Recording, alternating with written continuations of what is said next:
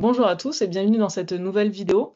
Nous allons parler aujourd'hui d'excellence commerciale. Nous allons vous montrer comment dans Hyperplan vous pouvez augmenter votre performance commerciale et marketing.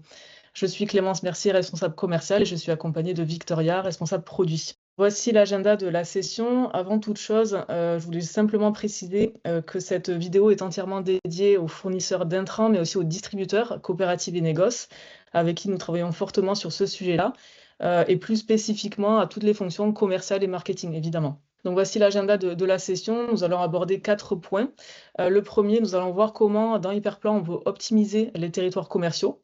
Ensuite, nous verrons comment on peut estimer des marchés, et spécifiquement pour les lancements de campagnes aujourd'hui. Et ensuite, nous verrons comment on peut utiliser Hyperplan pour préparer des plans d'action et plus précisément en fait, des plans de prospection. Et en fait, nous finirons sur un sujet de pilotage de performance commerciale. Donc, on va parler là de pilotage de taux de couverture et part de marché. Je vais laisser la main donc à Victoria pour aborder déjà ce premier point, comment on peut optimiser le territoire commercial. Bonjour à tous. Donc effectivement, avant de vous montrer sur l'outil comment on peut vous aider à améliorer votre sectorisation, je voulais juste vous expliquer comment on a conçu l'outil et avec quel objectif. Quand on a conçu le module de gestion de territoire, on l'a fait de manière à ce qu'il vous aide à construire des secteurs qui aient 3 critères principaux. Le principal, c'est qu'il soit équitable, c'est-à-dire à la fois qu'il n'y ait pas de personnes avec des secteurs démesurés, mais aussi que chacun ait le potentiel en termes d'hectares, en termes d'exploitation pour pouvoir faire son chiffre. Le deuxième critère, c'est de faire des secteurs qui aient une taille raisonnable, non pas tant en superficie, mais surtout en termes d'exploitation, parce qu'on sait que un promoteur, un TCE peut couvrir entre 80 et 120 exploitations. Et ensuite, le troisième objectif, c'est d'avoir des secteurs bien pensés, notamment ne pas avoir des distances par la route totalement démesurées. Là, on est dans le logiciel, donc dans le module de gestion de territoire.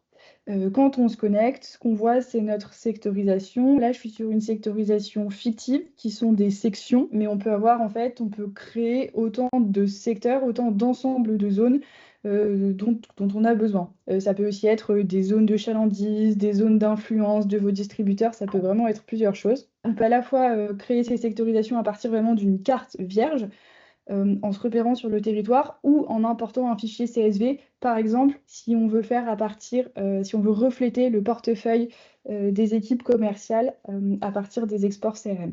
Donc ici, à la connexion déjà, je peux voir l'ensemble de mes secteurs, où ils sont sur le territoire, et aussi potentiellement les zones vides, les zones qui sont non couvertes. Assez rapidement, je peux passer mes territoires en revue pour justement regarder l'assolement. Donc là, je suis en blé d'hiver, enfin, je considère le blé d'hiver pour 2025, mais je pourrais sélectionner plusieurs cultures et d'autres cultures. Et aussi le nombre d'exploitations, justement dans cette idée de pouvoir avoir des secteurs bien pensés et pertinents. Et ensuite, je peux les modifier, donc ajouter ou retirer des communes de manière à avoir des secteurs optimisés. Merci beaucoup, Victoria. Alors, deuxième sujet qu'on voulait aborder, c'est comment on peut utiliser Hyperplan pour estimer des marchés potentiels. Et on sait aujourd'hui que c'est très utilisé dans la préparation de lancement de campagne. Est-ce que tu peux nous montrer comment on fait sur Hyperplan? Bien sûr. Donc là, j'arrive sur la page d'accueil. Pour ceux qui connaissent le logiciel, on est en train de travailler sur une nouvelle interface, celle que vous avez sous les yeux. Elle sera en production aux alentours du mi-mai. Donc là, c'est la page d'accueil, c'est la page principale du logiciel. À la connexion, ce que je peux voir, je vais me mettre sur les cultures d'hiver, c'est directement dans le panneau de droite les surfaces d'assolement pour l'année en cours. Donc à cette époque de l'année, c'est encore un mélange de logique de rotation et de prédiction qu'on fait à partir des images satellites et l'évolution par rapport à l'année passée. Ça permet d'avoir une estimation du marché par culture. Si je vais aller un petit peu plus loin dans l'analyse, je peux aussi voir comment se comportent, quels sont les potentiels de marché entre mes différentes régions ou secteurs, et aussi l'évolution sur chacune d'elles par rapport à l'année passée. Et merci, Victoria. Troisième point, comment Hyperplan est utilisé aujourd'hui pour préparer des plans d'action commerciaux et particulièrement des plans de prospection. En tout cas, c'est les termes qu'on entend aujourd'hui. Tout à fait. Ce qui est intéressant dans Hyperplan, c'est qu'on a tout un tas de données et qu'on peut affiner en fait pour pouvoir estimer des marchés non seulement, pas seulement en fonction d'une culture, mais en fonction d'autres critères. Donc ça pourrait être par exemple des critères de rotation.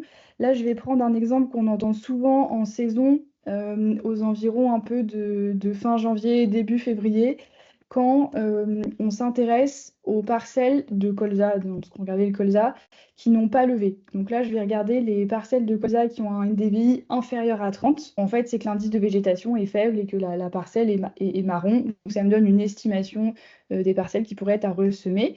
Ici, j'ai une estimation de 1982 hectares, donc toujours sur ma sectorisation. Quand je clique ici sur filtrer, je peux voir comment se répartissent ces 1982 hectares entre mes différents secteurs. Ici, je peux affiner mon échelle de légende si en fait, peut-être dans l'organisation, au-dessus de 200 hectares, c'est déjà intéressant. Et ça me permet aussi d'avoir une carte à partager avec mes équipes commerciales pour animer leurs actions, animer les lancements de campagne, etc. et les aider à se placer sur le territoire. Ça permet un peu la vision globale de dire bah, dans ces secteurs, il y a peut-être plus de potentiel pour ce marché. On a une autre fonctionnalité qui est vraiment plus terrain. Donc demain, on va visiter et comment ça se passe. Et donc c'est ici, dans ce module Explore, où en fait, donc mon filtre est toujours appliqué. Chaque petit point vert représente une parcelle. Donc là, ça me permet d'avoir les parcelles qui correspondent à ces critères, qui sont à risque d'échec culture. Et en affichant les exploitations, je peux voir les exploitations en verte que je connais déjà, qui sont déjà clientes, et celles en bleu que je ne connais pas. Et je peux comme ça aller préparer ma prospection. Pour ça, on a mis les informations publiques à notre disposition, donc le nom de la ferme, de l'exploitation, l'adresse, le SIRET, et aussi les aides-PAC DPB, DPB qui en font donc un bon proxy de la taille de l'exploitation. Super, merci Victoria. Alors, pour récapituler, en fait, on a vu en premier lieu comment on peut optimiser le territoire commercial. En deuxième point, comment on peut estimer des marchés, potentiels de marché, surtout en prévision des lancements de campagne. En tout cas, c'est les retours qu'on a. Troisième point que tu viens d'aborder, c'est comment on peut préparer des plans de prospection, des plans d'action. Et troisième point qu'on voulait montrer aujourd'hui, c'est comment on peut piloter la performance commerciale. Alors, on va parler de deux indicateurs commerciaux qui sont les taux de couverture et les parts de marché. Est-ce que tu peux nous montrer comment on le visualise sur Hyperplan? Bien sûr. Donc là, par exemple, c'est le taux de couverture. Donc on a pour chaque territoire les hectares visités divisés par le potentiel d'hectares sur ce même territoire. Donc là, dans mon exemple, je suis en blé d'hiver pour la récolte 2024. Et on peut construire comme ça des indicateurs de performance avec aussi les tonnes collectées, mais les doses de semences, d'intrants qui ont été vendues. De la même façon ici, je peux ajuster mon échelle parce qu'en fait, au-dessus de 60, c'est déjà un très bon taux de couverture. Et comme ça, je peux jouer pour aligner ou en tout cas avoir une représentation fidèle aux objectifs que j'essaye de pousser en interne sur ma cartographie. En cliquant sur une zone, je peux avoir le détail de la zone pour voir en fait peut-être aussi les communes où j'ai besoin d'aller chercher un peu plus de couverture et celles où c'est mieux. Ce taux de couverture, on vous le propose aussi de manière graphique, sous forme de graphiques qui vous permettent en fait de voir leur évolution au cours du temps et même de comparer entre les différentes zones pour pouvoir voir justement comment se comportent les différents secteurs au cours du temps. L'autre élément intéressant qu'on a, c'est qu'on a mis dans un tableau justement ce mélange de données Hyperplan et d'indicateurs de performance commerciale avec les données qu'on a pu avoir de votre CRM. Donc ici, par exemple, on a repris l'assolement sur 2 années, l'évolution de l'assolement, taux de couverture et taux de pénétration. Et on a cette vue d'ensemble par secteur et par culture qui permet justement aussi d'avoir un regard complémentaire sur la structure et l'équilibre entre les secteurs. Merci Victoria. Alors c'est un sujet particulièrement dense. Je pense qu'on fera un contenu spécifique pour ce sujet pour répondre notamment aux questions de quelles sont les données CRM qu'on peut intégrer, comment ça se passe, quels sont les taux de couverture, les parts de marché qu'on peut faire, sachant que voilà, gardez en tête qu'on peut travailler sur toutes les parts de marché possibles, de la collecte à la pro. C'est très flexible, donc on y reviendra prochainement.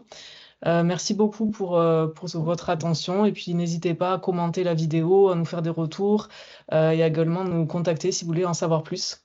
Merci beaucoup aussi Victoria et à très bientôt. Au revoir. Merci beaucoup, au revoir.